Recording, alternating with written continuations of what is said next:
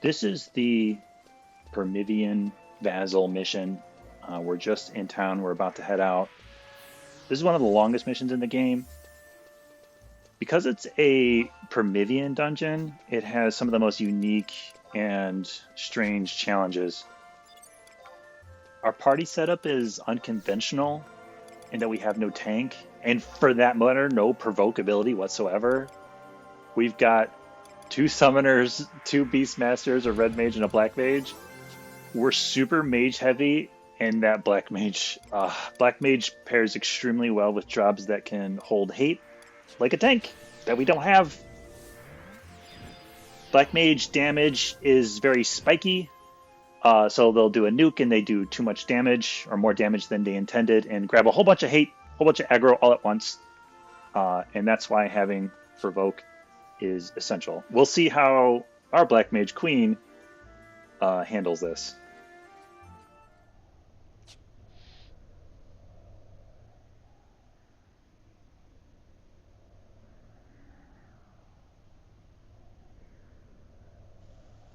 The walk to these mission dungeons always filled me with trepidation. I've seen plenty of times how they can go wrong. This particular walk goes through Bucedan Glacier. Quite the desolate scene, very fitting. Oh boy. Really starting to get butterflies now.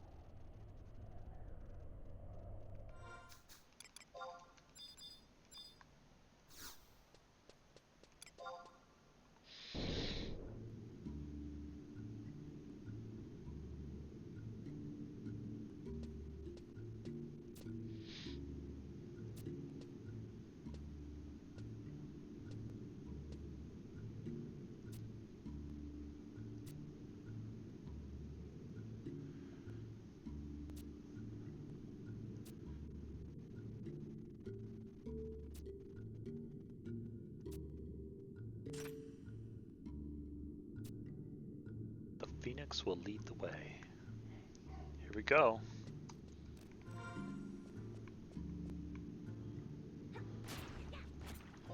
We pass through a bit of Pso'Xja before we reach the dungeon. It's kind of like an antechamber.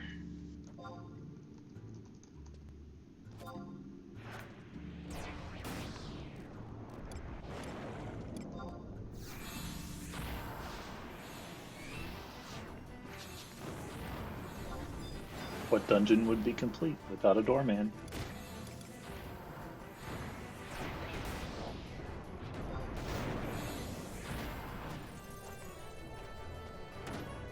Fuck this guy!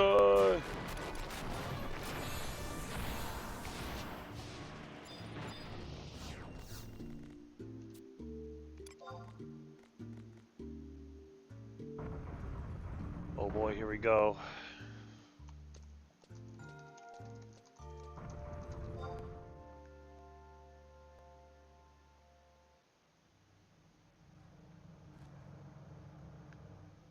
Oh, look at this place. Oh my god. Alright, here we go. Here we go. Hey, game developers, if you put an elevator in your game that passes through the floors of a dungeon that show me other areas I can explore, I will always be your friend. Here we go.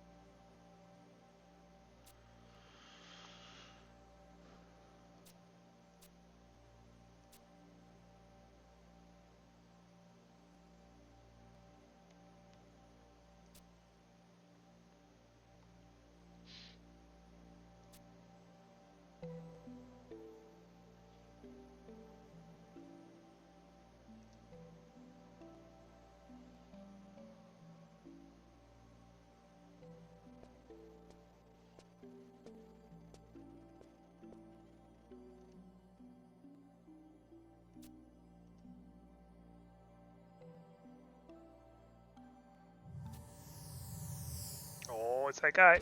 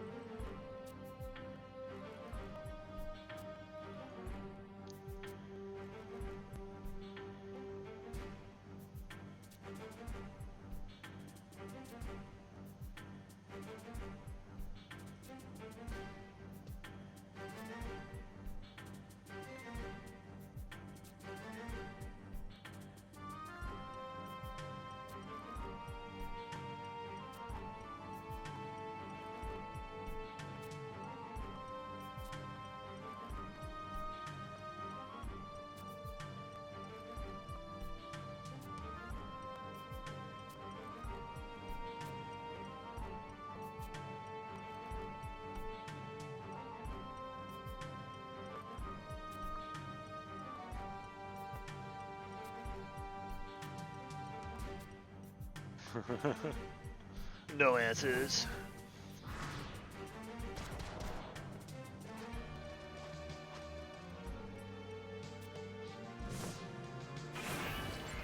Oh yeah, Tenzin. Let it rip.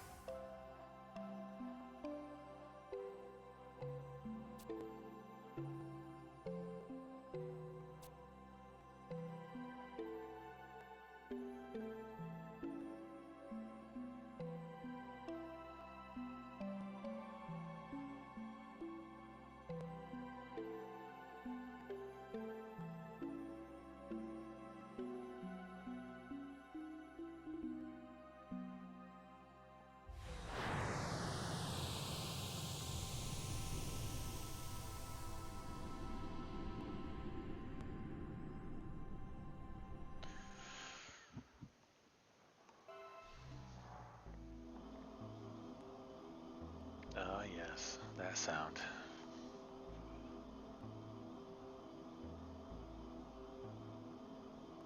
Now it's time for the dread.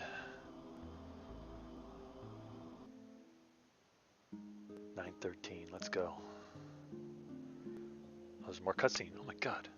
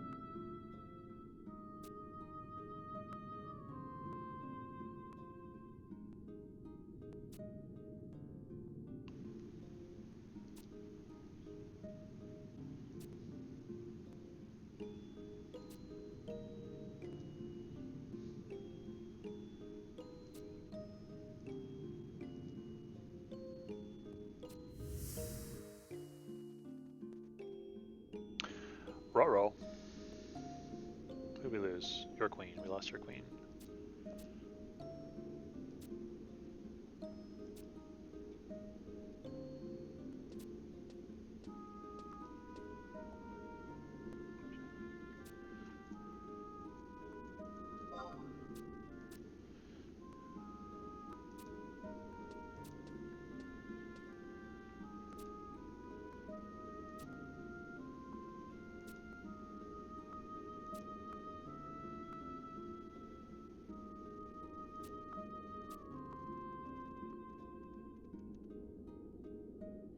I will re-watch this later.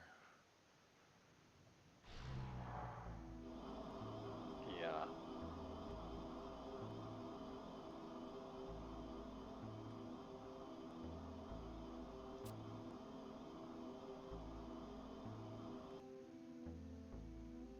Time them for the most oppressive zone ever.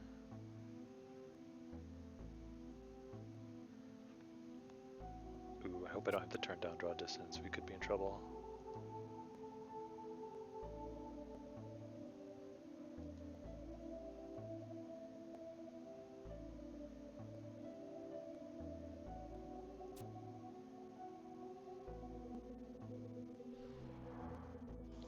So we finally arrived. This is Promyvion Vahzl.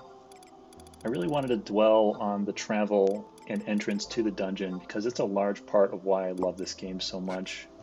The anticipation, the thinking through of what we're going to do, our strategies. Will our strategies work? Will the things we discussed in town actually pan out, or is this a huge disaster?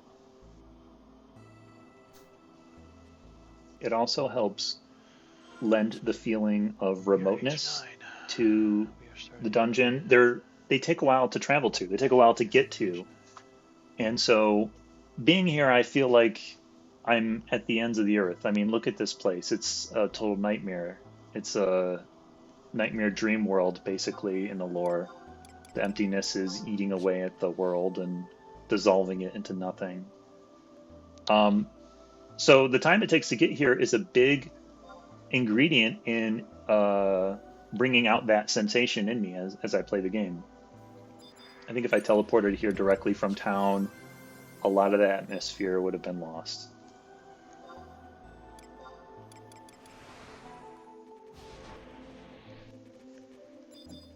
Alright, it's time to explain the first challenge with the Promyvion dungeons. All monsters in this zone are true sight and true hearing. This is the key challenge. In Final Fantasy XI, there's a sneak and invisible spell. It allows you to skate by enemies that would otherwise aggro you. But in here, that's not the case. You can't use those spells. Or they have no effect. Every single monster will aggro you even if they're up. So you just have to sneak past everything conventionally.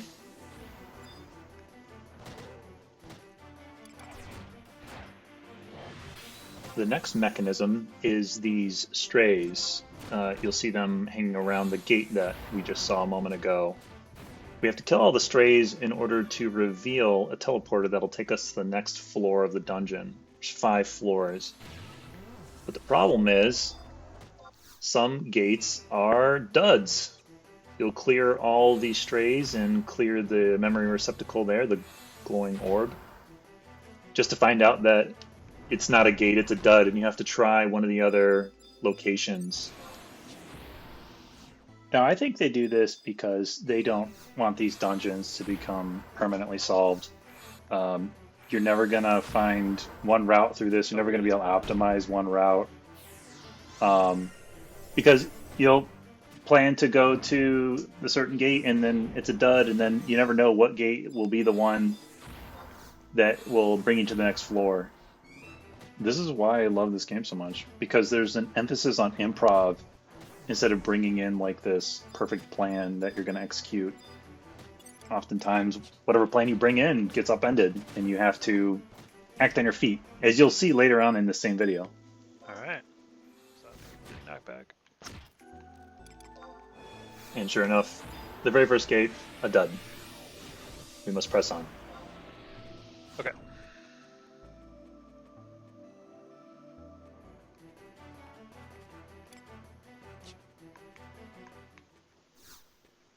the first major aggro. Pretty sure this was my fault. Start of a theme.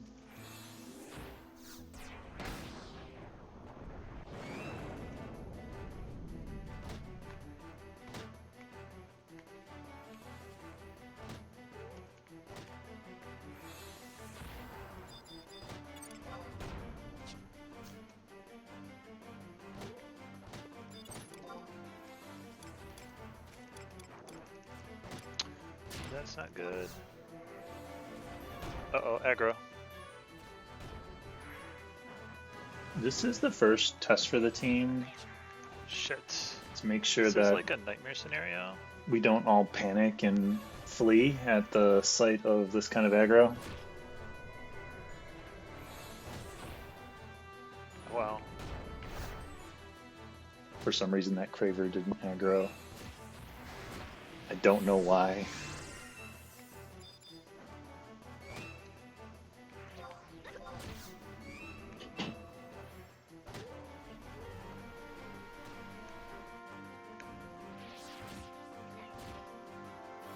Oh, there he goes. He just needed a second try.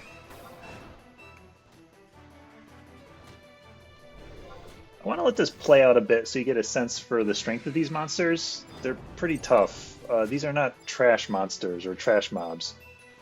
And in fact, Final Fantasy XI, generally speaking, has no such concept of a trash mob. This is awful. This is like literally the worst thing ever. This is a concept created by World of Warcraft and Final Fantasy XIV. The closest that we have to trash mobs in this zone is maybe the Wanderers. But later on, you'll see how a single Wanderer nearly ruins the entire run.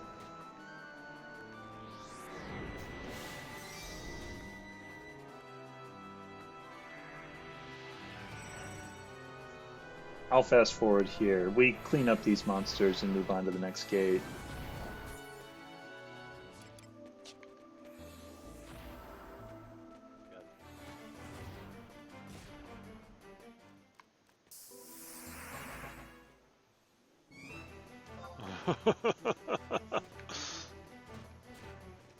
It is extremely hilarious to level up in this zone.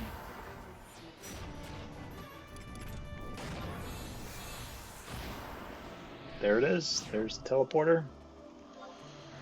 Okay. Floor 1 complete. No problem. Starting point.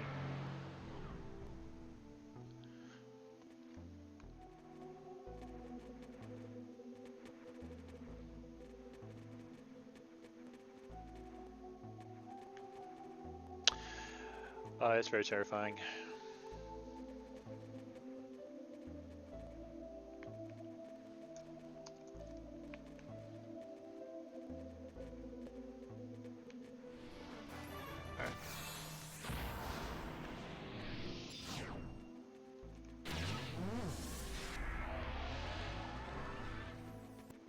Oh my god, are you kidding me?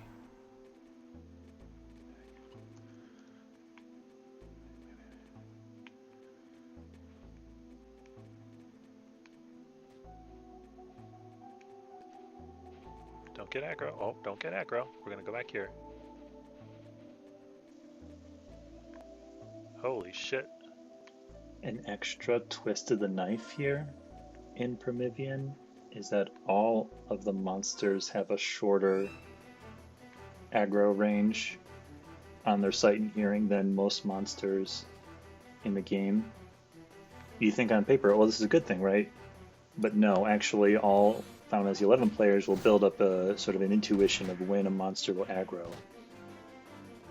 And it's all longer than the range of the monsters in this zone. And this game, or this dungeon, forces you to navigate between these monsters in much narrower gaps than you normally would if you were anywhere else. And so it's a perfect storm, precisely engineered to make you shit your pants constantly as you try to sneak past these monsters. A moment ago also was some great, Oh my god, this sucks. great thinking on our feet. Half the party went ahead and went to the safe spot to fight the aggro, while me and Queen laid back to find a safer route through.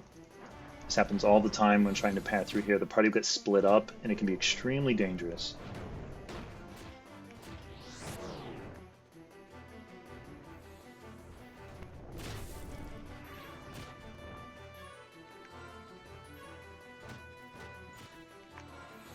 No, no, he's still face away, still face away.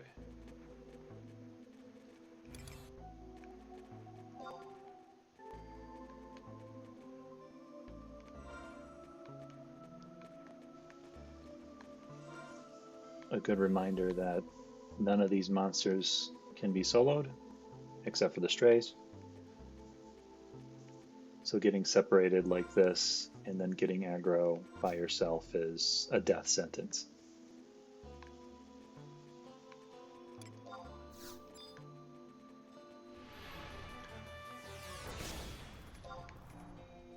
Oh, thank God.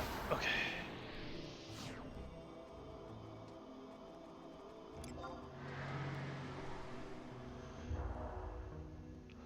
Now we're on level 3.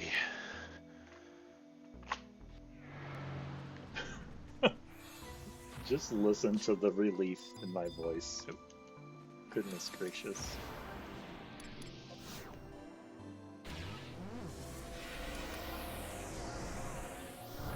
So looking at the roster here, we've got Meliana, a red mage who I played with on a previous mission, so we are fast comrades. Femto, Beastmaster. You notice they're wearing this very stylish apron and crafting glasses. I never checked them to see if they were actually wearing real gear or if this was a lock style. Don't worry, Femto, your secret's safe with me. And then there's Atraxa, who is my summoner twinsy, so instantly BFFs. And we got Queen, who's Black Mage, of course, and Ambien. Now, Ambien is kind of like our cornerstone. He brought so much knowledge into this run. He's like the cigar-chomping sergeant telling us to not be so foolish and keep our heads on straight, look, and on a swivel. I salute you, Ambien. You made this run a success.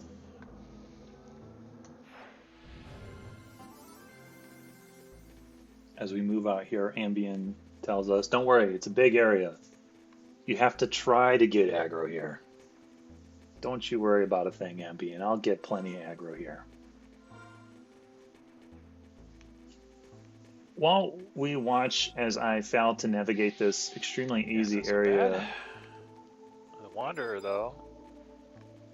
I wanted to showcase the music a little bit. I've been splicing and jumping around and talking over the music. This music is absolutely fantastic. I know, controversial hot take here. Square Enix makes good Final Fantasy music, but it is a big reason why I love this game. And I especially love this zone. It is so haunting. But let me just let it play, and you can give it a listen.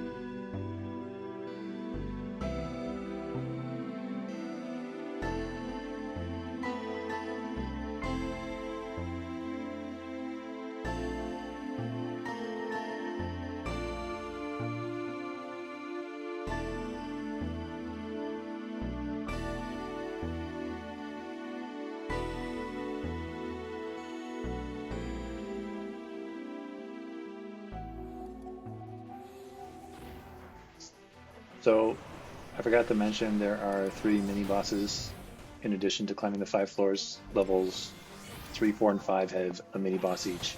This is the first one.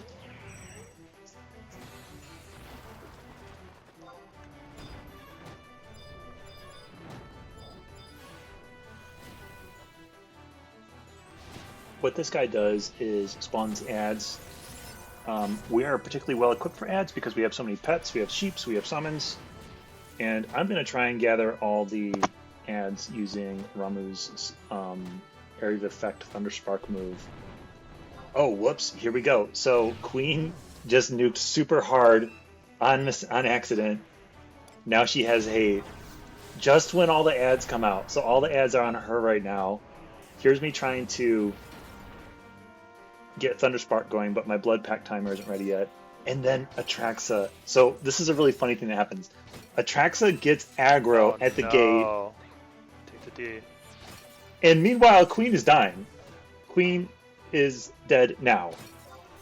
Both me and Miliana got so distracted by the Atraxa aggro that we forgot to cure Queen. And now Atraxa will die as well, so that the ads don't come to us.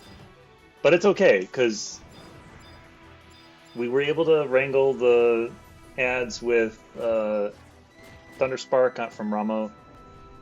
And this boss really isn't that hard, but 2 deaths, I'll take it.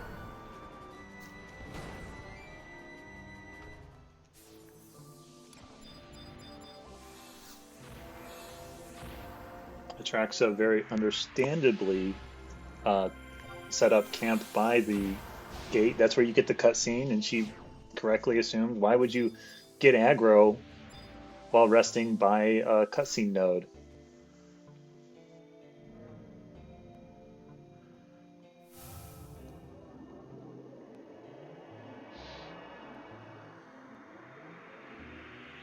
PS2 graphics, man. Amazing.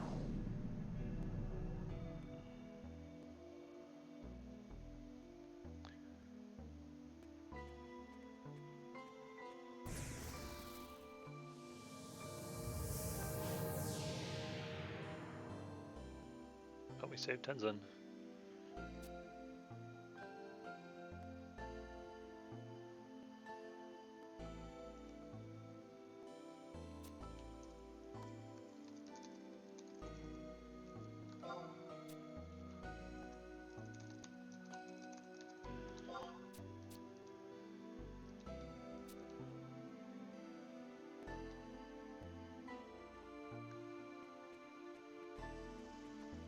Now all we have to do is find the portal to get to level 4.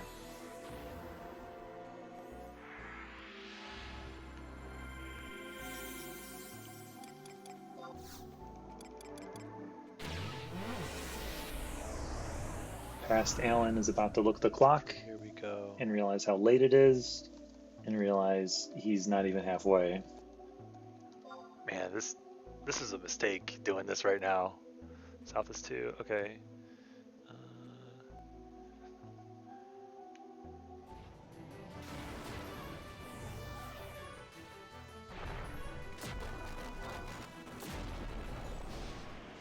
First gate attempted. Dud.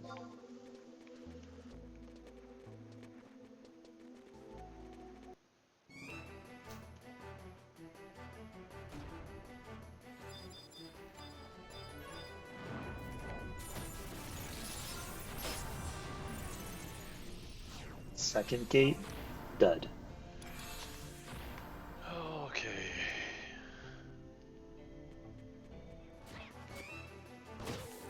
We're at the third gate now. Here I want to call out a little bit of improv that I do that is of almost no consequence, but I realize when fighting these strays, I'm standing around doing nothing. The strays are too weak to really threaten the party when we got them outnumbered like this. So I can actually engage in melee as a summoner. This is normally something you'd never do. Like I said, very little consequence, but this is another reason why I just love this game. You notice these moments and you're like, hey, let's do something really odd where I actually melee and as a summoner and do just a little bit of extra chip damage to get through these strays a little bit faster.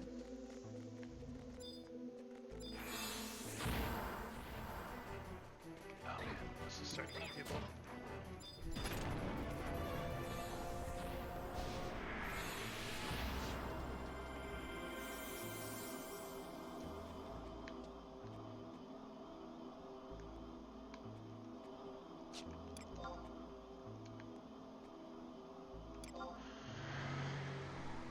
Oh. Level 4. We're almost there.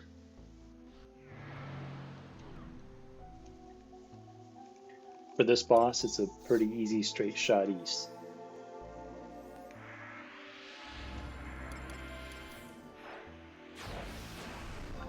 We're getting set up for Miniboss number 2. Ambien does this really crazy pull where he triggers the boss to pop and pulls it past all these aggro. He's just waiting for them to look the other way so he can make the pull.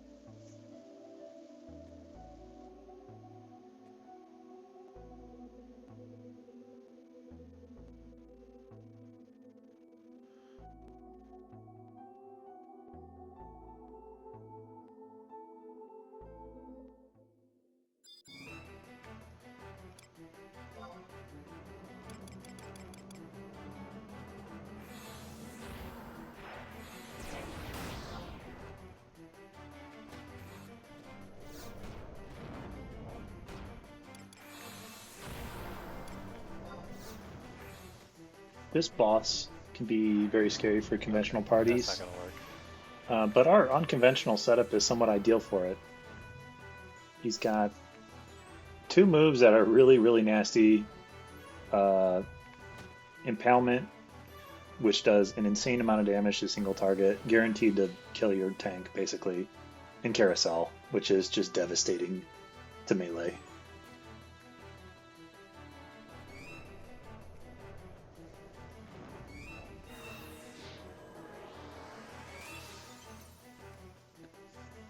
Femto very wisely waiting until the right moment to engage.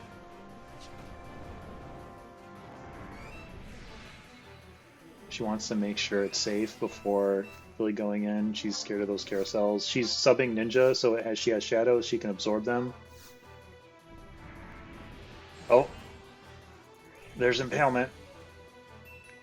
That sheep took 1,300 damage. Holy crap.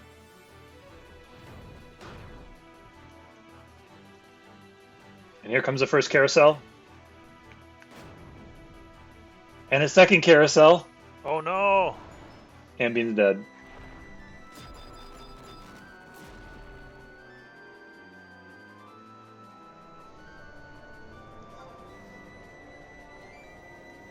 This is me keeping my head on a swivel to make sure we don't get aggro.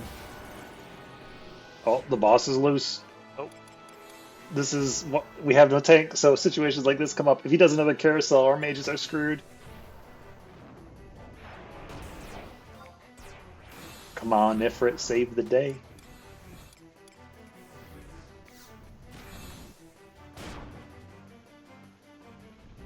He did another impalement, 1,600 on that sheep. What a heroic sheep.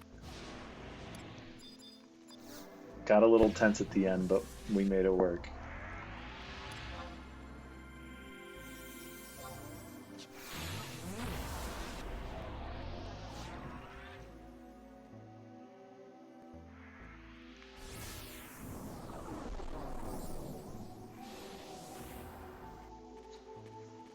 Here we go for the cutscene. This is how we save our prog.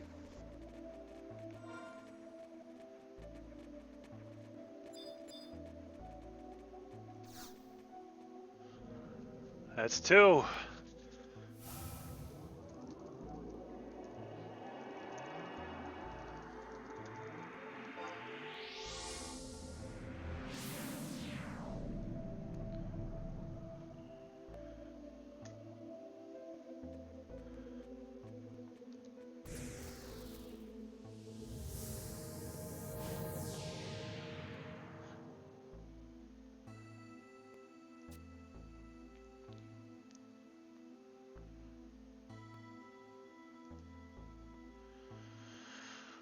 Oh my god, I can't believe this.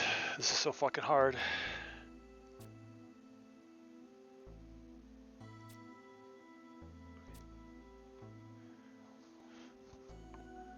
That could have been so bad. Oh man, we fucking aggro while we were watching the cutscene. Only this game. Only this game.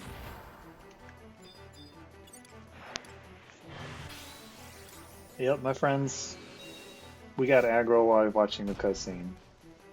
And I want you to just watch what happens. This is one of the worst things that happens to us on this run.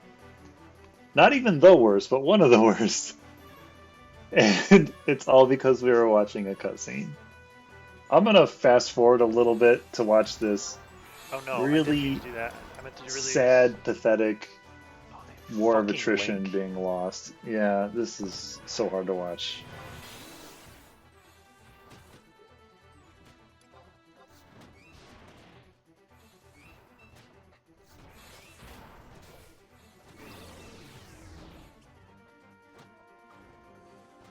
No, no, no. Miniboss.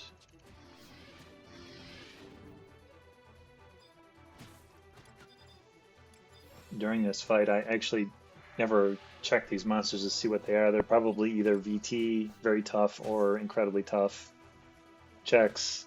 It's probably why they're so stubborn.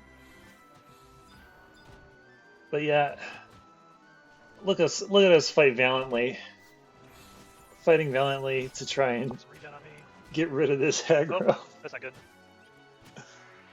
Miliana falls. That's our healer. I can't seem to figure out how to get rid of this hate.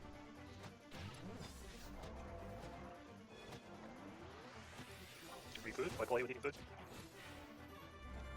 Are we? We're probably gonna die, right? Yeah, we got like a full week or so.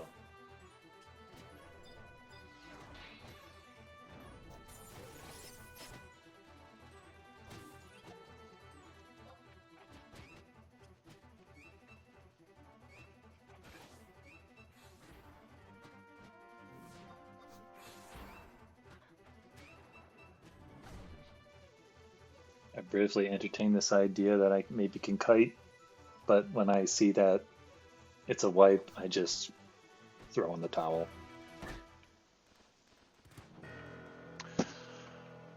During a cutscene, folks.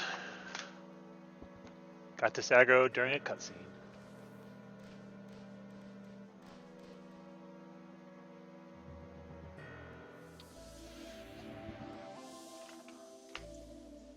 Ambient here suggesting that someone was in a bad position before they clicked on the cutscene. It's a little cubby.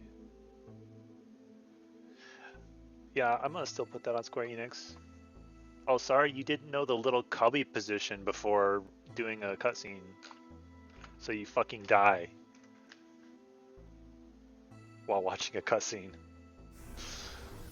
This is the stuff that you can keep all the gameplay about 11 and keep it exactly the same, but fix stuff like that. That stuff is not sacred. That's not like, oh man, if you take away the cutscene death, are we even having fun anymore? No, no, no, no. I want to say that was the scariest thing that happened on our run, but what's coming up is 1,000 times scarier, almost run ending, and a fight that I love so much that it made me want to make this video, because this fight coming up that happens as we try to escape level 4, we have a hard time.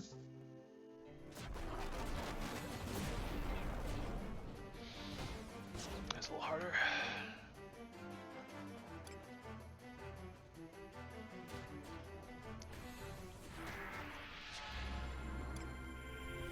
Oh man, eat a dick game. First gate attempt to get off floor 4, dud.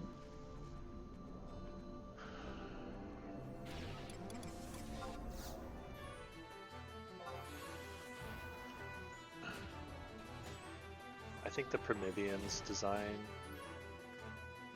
is Square Enix watching everyone use sneaking past all the monsters, rushing straight for the ABCNM, and they were like, "We'll show those motherfuckers." and they made an entire densely packed zone full of true sight and true hearing mobs.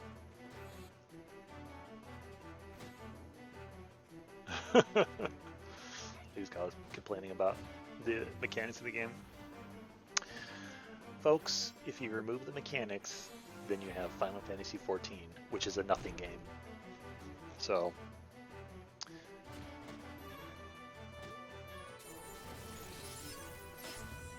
yeah, here we go. Uh-oh. This is a spicy hot take from Past Alan. Of course, this statement is actually a lot more nuanced in real life. I won't get into it now, but start helping. There it is.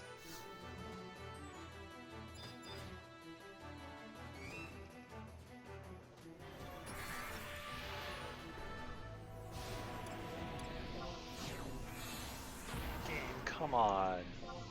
Oh, by the way, the gate was also a dud. So I have to head for the third and last gate on floor 4, which is, of course, the most out of the way with the most difficult choke point to get past monsters.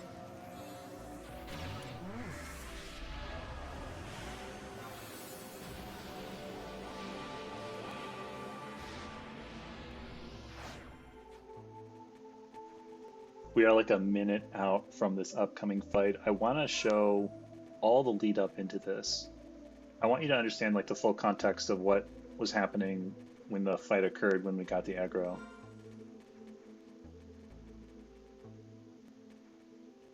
So we have to get to that tower in the corner there, and it's a choke point ahead. This is basically impossible. Our MP is kind of low. We have this monster right behind us who might aggro us. We're looking for an opening. We're like being pressured into this opening.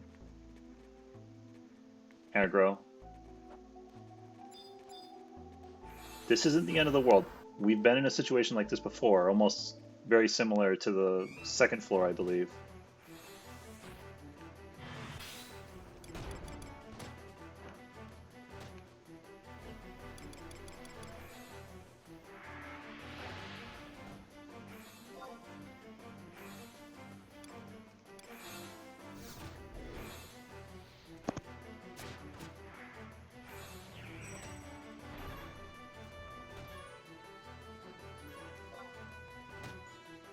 No big deal, right? God, we are so paranoid. Look at us all standing on this one pixel. Echo drops. That's how you know it's a Final Fantasy game. Oh, stray aggro. Now this isn't even a full wanderer, this is a stray, so it's a weaker version of a wanderer. Inconvenient, but we can deal with this, right?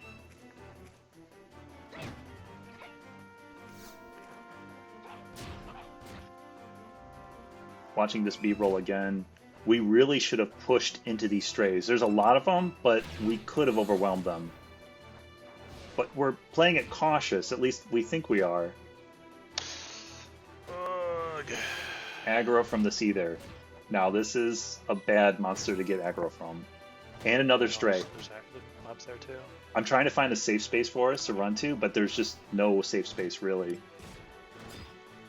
Meliana, for some reason, has tons of hate. I don't know why.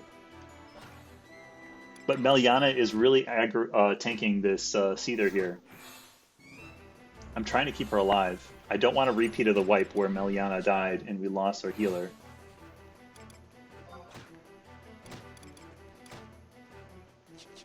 Here I use the Yogg drink. This is an emergency measure. I know we're in a bad situation here.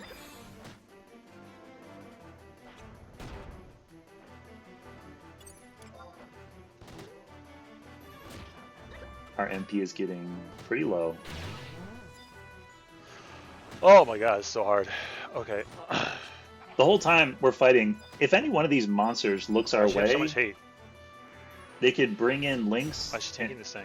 and it would become 100 times worse in an instant. Oh, there's another stray. Cool. Another stray. The Seether's finally on the sheeps, thank goodness. Oh no, Atraxis still has 8. So at this point in time, might be watching my character and you're like, what am I doing? I'm just standing here, taking no action. And this is like another reason why I love this game. In this moment, I'm like panicking and I'm trying to figure out what is the right thing to do now. There's a lot of that in this game where you're in these situations and you have to like do the calculus really quickly. What's the best action? And we're going to see when we review this battle that actually don't do the right thing. Even with all this time spent just analyzing, looking at this like, oh, what can I do? Should I do this? Should I do that? There's going to be a very obvious moment where I can save the party or save a couple of deaths. And I don't realize it.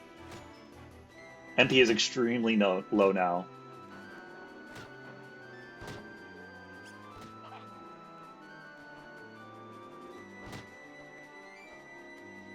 I'm trying to like really be careful with my MP usage here because if like I run out or a queen runs out, then there's nothing. Oh, that was a bad AoE.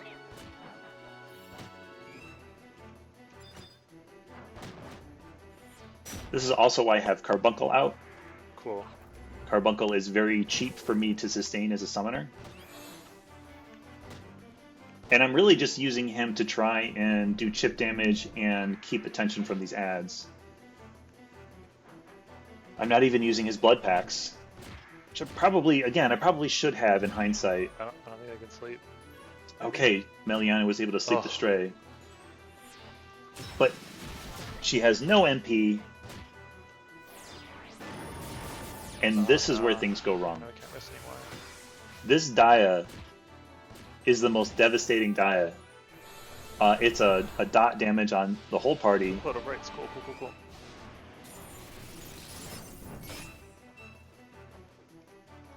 Look how much damage it's doing to the party. Our MP, I'm the only one left with good reserves, and I'm holding on to it just in case. I make a little mistake there. I didn't mean to blood pack the Stray. It's woken up now, but it's okay. Carbuncle can tank him.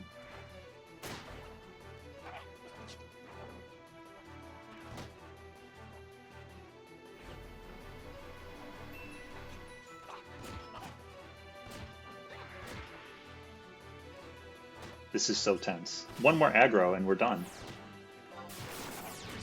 The second Dia. This is the most devastating Dia. That Seether, doing that Dia is the most pro move. The best Dia, the most damaging Dia ever. Look at us. We're all deep in the red. There's hardly any MP. Now I'm thinking, oh, it's just one more Stray. It's one more Stray. We got this. We just got to take this guy out. Nope. Man. One little Stray. Now, luckily, the folks who are still alive just had enough MP or HP to finish this guy off.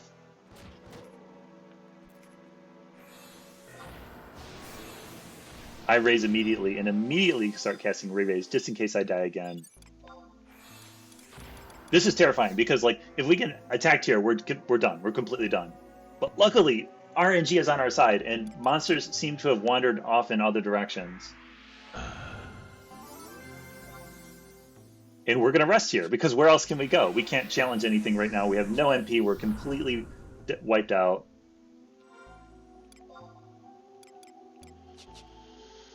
Ah, man, I fucking love this game. I fucking love this game. It's battles like this.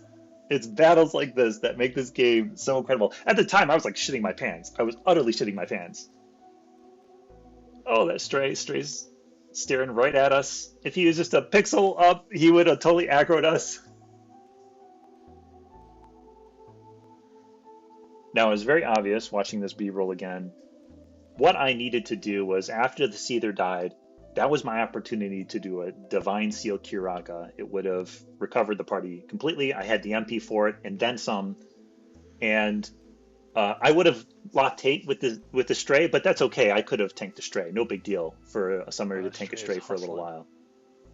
So, yeah, just watching again, it's like I completely messed that up. And there's little tiny details, too, that I noticed of ways I can play better. This is Yet another thing I love about this game. You can always find ways to play better. You can always find ways to improve your play, in ways that are like I personally find quite interesting. They're like actual strategic and tactical choices that you can make, and you naturally get better with these things as you play the game. Gosh, thinking back, I should have done a Leviathan refresh. That would have been better for everyone overall. I should have been better about who I put Carbuncle on and using the blood packs more readily. That would have killed the Seether a little bit faster. You notice the Seether died just as he got the second Dia off. He had died a little bit sooner. It would have been different. These things add up. It's cumulative.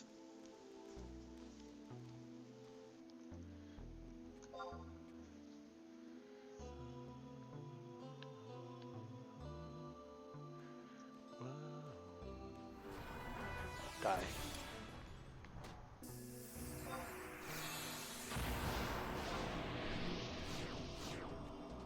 Yes.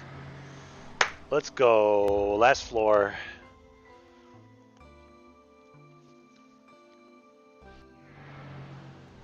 This floor becomes our victory lap. I wouldn't say it's all downhill from here, but it's our triumphant tour. Oh. Jesus.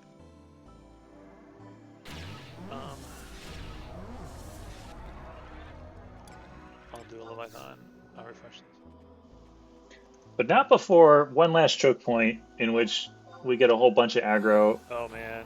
Queen here is the hero. Queen realizes all the aggro is on her, and she goes and sacks it in the corner. Noble sacrifice that every Final Fantasy 11 player has done.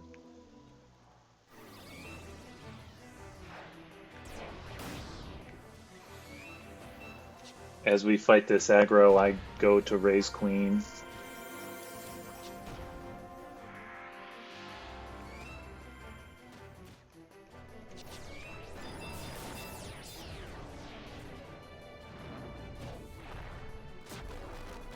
Oh no! Yeah, this is rough. Poor Queen. She just wanted to get revenge.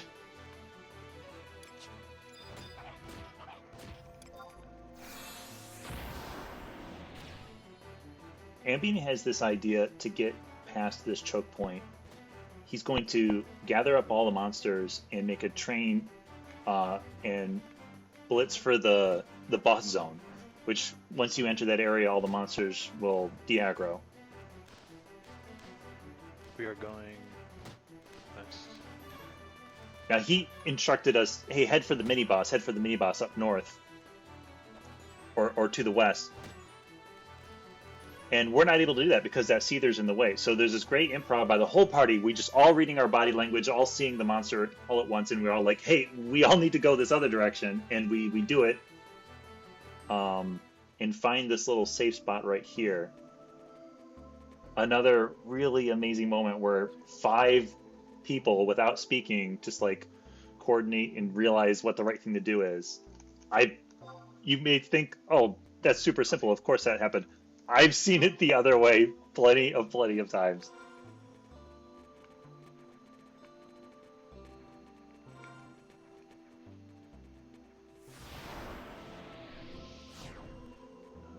This amazing thing happens as we approach the spawn point for the 3rd mini-boss. All of a sudden, we're in an alliance. What happens is people in the party, I'm not sure who, made an appeal to their Link Shell mates to come and help us.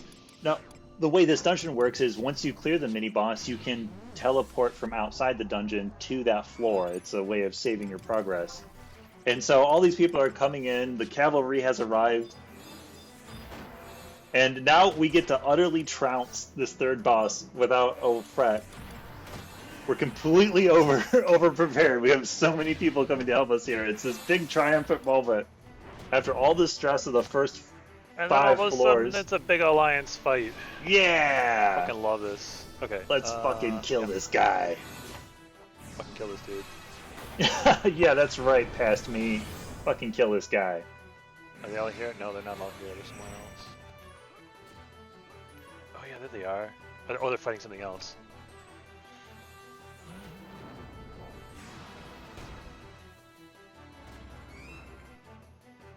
Oh shit. Don't.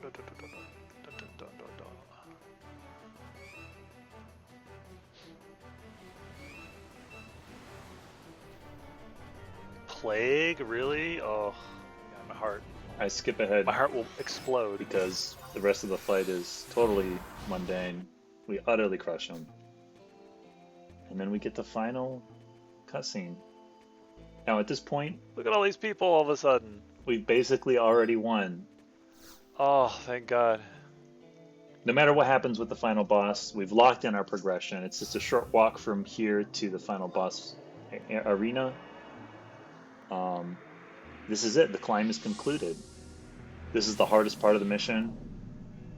And now it's just the final boss, which is actually not nearly as difficult as what we just did. Just hear how relieved I am. We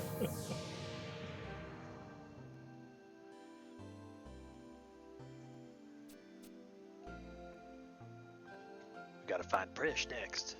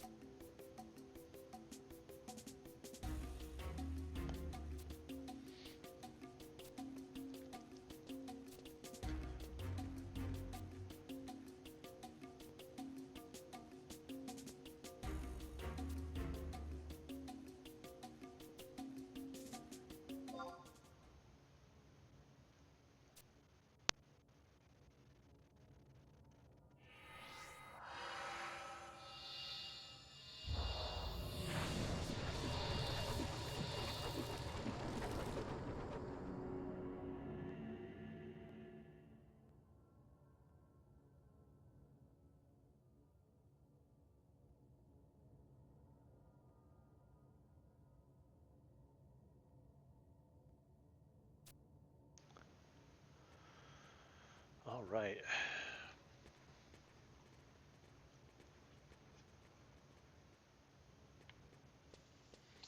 It's time to talk about the BCM antechamber. It's this zone right here. Every arena has it. Every boss arena has it. It's this little spot Okay. where we have to. We're given an opportunity to lick our wounds, rest, and prepare before we go into the real boss fight. This is peak liminal space. Every BCM antechamber I've been in this entire game always has this queer feeling to it where you know you're in a special place. Final Fantasy XI is full of amazing liminal spaces. If you're a fan of liminal spaces, this is the game for you. This is also like another Final Fantasy XI tradition. Very big part of the ritual where in this moment you're going to do your final preparations. You're going to talk final strategy before going into the boss fight, which is very high stakes. A lot of times in the boss fights in 11, I'll contrast them with 14. In 11, it's easier to clear the boss fights if you go all out, if you use everything that you have. A lot of the boss fights obviously are not actually that difficult, and you can clear them while being conservative. But if you go all out, you're using your 2-hour abilities, and it's right in the name. In order to use that ability, you have to wait 2 hours before it's available again. So that means if you do go all out and try and get the clear and you fail, you kind of can't really make another attempt unless you're really willing to sit around and wait another 2 hours. Or you can try and make the clear without them, which puts you at a disadvantage. You didn't clear them with the 2 hours. How are you going to clear them without on a second attempt? It depends, right? So what that means is the pressure is really high to clear the boss fights on your first attempt. And this, again, is another instance of the game emphasizing improvisation. The last time I did this battle was 20 years ago when I first did these missions. To contrast this with Final Fantasy XIV, if you fail a fight, you can just do it again immediately. And when you take that concept to the end game where you're doing the Savage tier fights, you're doing those fights sometimes hundreds of times back to back to back as you drill in those fights. The Final Fantasy XIV fights, especially at the Savage side, are 1,000 times harder than any fight in Final Fantasy XI. The Final Fantasy XI fights typically are not that difficult to do because they're designed to be won on one attempt, and the stakes are really high. If you fail, you may have to either wait for your 2 hours to come back, or you may have to go in without your 2 hours. There's other elements at play, like in this case, not only are we going to spend our 2 hours, but we're also going to spend special items that weaken the bosses. And if we use these items and then fail, we'll have to go all the way back to town to get more of them and come all the way back, which we, of course, could do because we now have fifth floor access with the teleporter. But that's a huge cost. So the pressure is on. We're going to go into this arena. I haven't done this boss fight in 20 years, and I'm going to try and remember how it goes with the help of the Wikipedia and just clear it on the first go-round. This creates this like pressure cooker of nerves, and the last 2.5 hours of this crazy climb, we could finish with a high note. We can finish this mission. And I love it for it. I love the stakes. Final Fantasy XI, like no other online game I've played, is able to raise the stakes on story missions, which I think a lot of other MMOs make it into their most casual content. Final Fantasy XI makes that freaking end game, high stakes, high pressure battles, and I love it.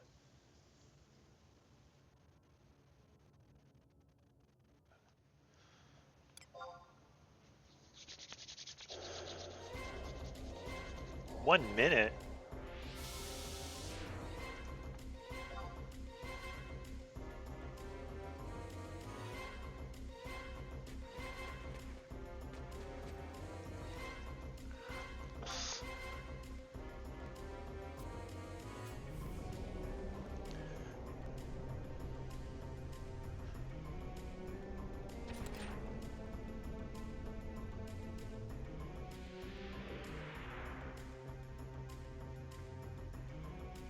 Oh man, you gotta be kidding me. This is terrifying. Okay, so we're gonna say, So yeah, the final boss is all three of the mini bosses simultaneously. Not simultaneously. They're weaker versions of the mini bosses, and they only come at us one at a time. I see But that. still, Like, what is happening? Okay, it's quite the marathon. Now let me explain the items that we've brought to weaken the bosses. Some of them will cause the bosses to forget to use their abilities or paralyze them for 30 seconds. If you use these back to back, you can stun the enemy into almost no action for an entire minute. But the other item that we brought causes the bosses to flee in terror of you. And this is great when the second ad and third ad comes. We can help manage that. But there's something funny that happens. We are actually going to utterly trounce these guys. And our damage is so fast that using the item that is meant to be a defensive item to cause the bosses to run and flee adds chaos to it because we kill the bosses too quickly, and now we have to attack the next boss, which is like running in panic away from us because of this debuff that we've applied to it.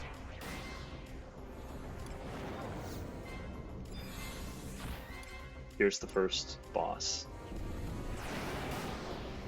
Atraxa, the other summoner, is going to use Astral Flow. This is a big boom. Here comes Inferno. It does 800. This went by real quick, but it did 800 damage. The consequence of Astral Flow is the summoner loses all their MP. They can do Inferno again if they are able to get enough MP back. And this is what Atraxa is doing now.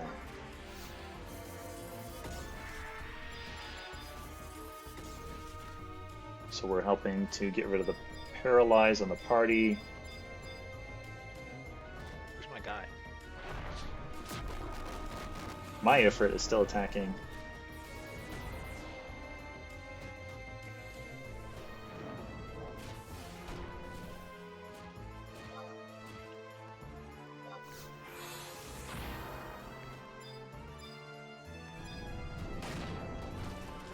Okay, first ad.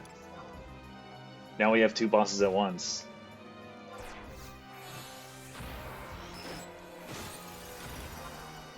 Someone used the panic debuff on the boss. Wow. As you can see, he's running around in circles.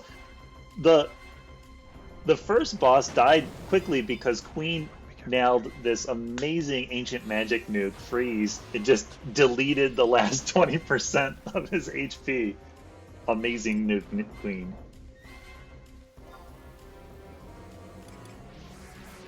Okay, so now it's my turn to Astral Flow.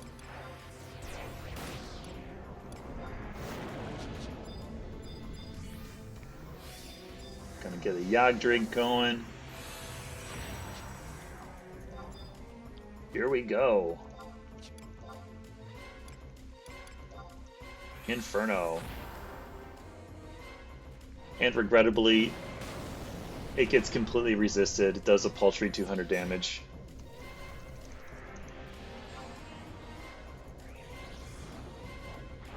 But it's okay, it's okay. We're doing really well.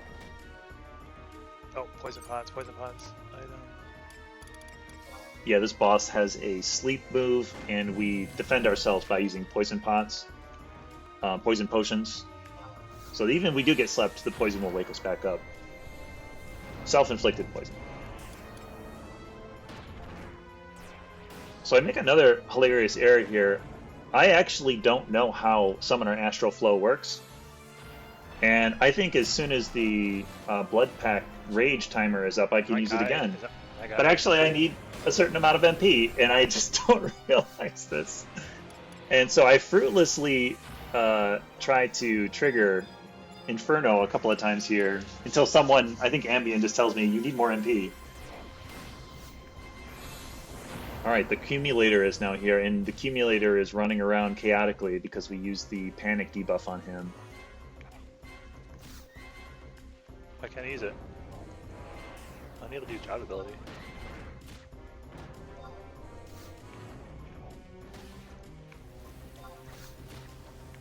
I don't want to get too close to the Accumulator because he might carousel. But my Astral Flow timer is ticking. Oh no! Oh no! Oh.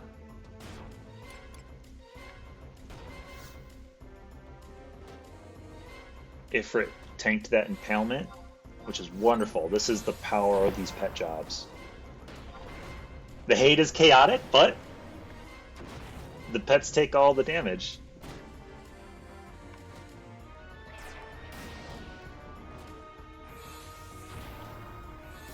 I finally got a decent Inferno in, but it will be my last one. If you optimize Astral Flow well, you can actually do 4. I only did 2.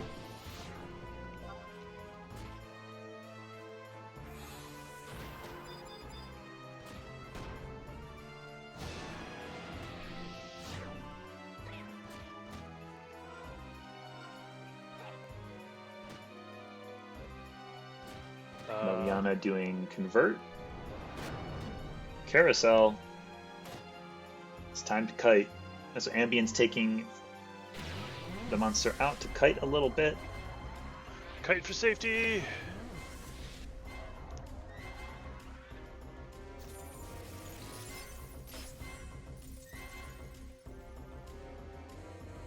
I'm trying to rest, but the battle has gotten far from me here.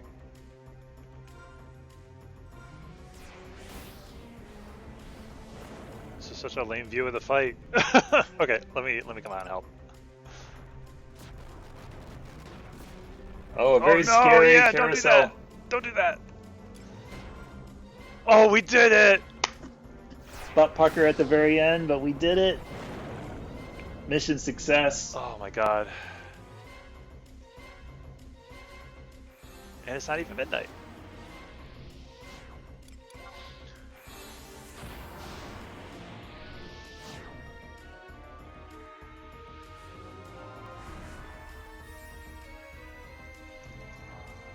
Wow, what a trip. You know, Omiya Tenzin couldn't even help us out.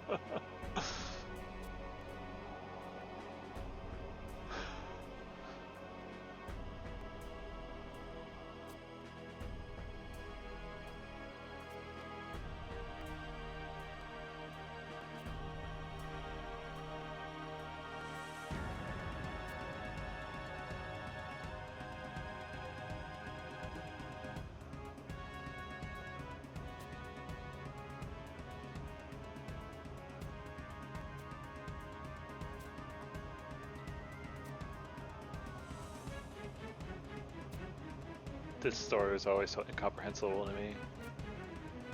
That being said, I loved the cutscenes.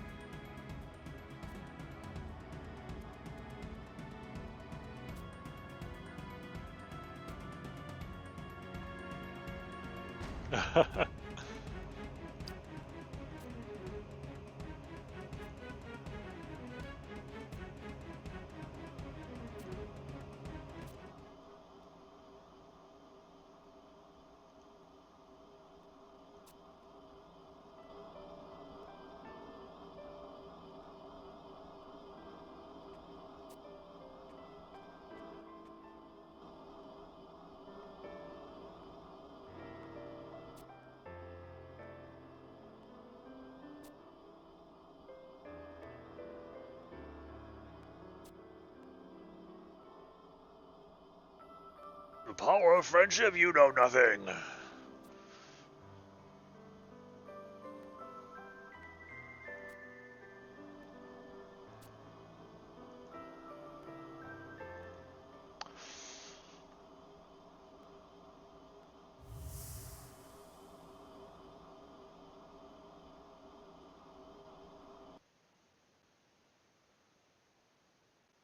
Yep. I want to say that was a 2.5-hour climb, I think, for an 8-minute boss fight.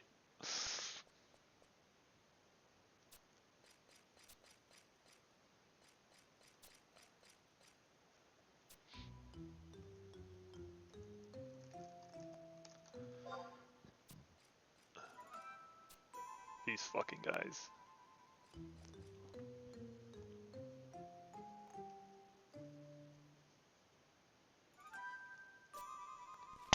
These guys.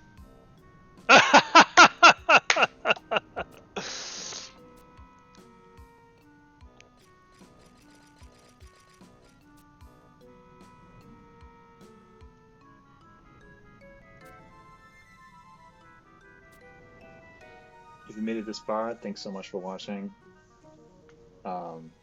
This is a hell of a mission, Final Fantasy 11. They're not all this long. Like I said, this is one of, if not the longest mission. And we also had a really bad luck with the gates that made it a lot longer. Imagine if we got some good lucks, we'd have popped right up between 3 and 4, levels 3 and 4. But yeah, this is another favorite moment of the Final Fantasy mission night ritual when you finally won and you have that wonderful glow. You just had an amazing gaming night, and you've gotten through a very difficult mission and on to the next one step closer to being complete. I love this game so much. I will probably always revisit it for as long as it's available online. What do you say? Talk to the I7 tower. Talk to some towers? Optional?